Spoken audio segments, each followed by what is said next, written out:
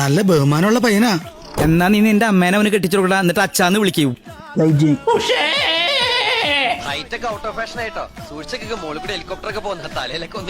പ്രിയമുള്ള ശരീര സൗന്ദര്യ ആരാധകരെ, ആരംഭിക്കുന്നു മ്യൂസിക് വിത്ത് ബോഡി മസിൽ. ഈ നിഷ്കളങ്കമായ മുഖത്തേക്കൊന്ന് നോക്കടാ ഈശ്വര, എന്തൊരു ചൈതന്യം. എപ്പ നോക്കിയാലും കൊമ്പത്താ. നീ എന്താ കൊരങ്ങനാണോടാ പട്ടി? പരിചയപ്പെടുത്താൻ മറന്നുപോയി, ഞാൻ പൊടി പാറ്റി. പൊടി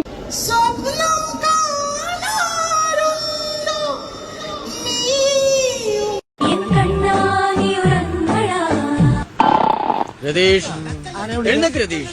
രതീഷ്, ഞാനല്ലേ വിളിക്കുന്നത്. ഇങ്ങനെയോടെ തുടങ്ങാമോ? ഈശ്വരാ, ഇതെന്താ തടാകോ? നീ കൊള്ളാമല്ലോടി പെണ്ണെ.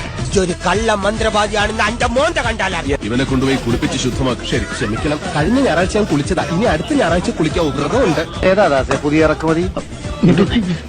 എനിക്കതല്ല പ്രശ്നം, ഈ മുണ്ടൊന്നും ശരിക്കും ഉടുക്കാൻ പറ്റില്ലല്ലോ കർത്താവേ. ആഴ്ചയിൽ ഒരിക്കൽ മുണ്ടെടുക്കണം എന്ന് മുഖ്യമന്ത്രി.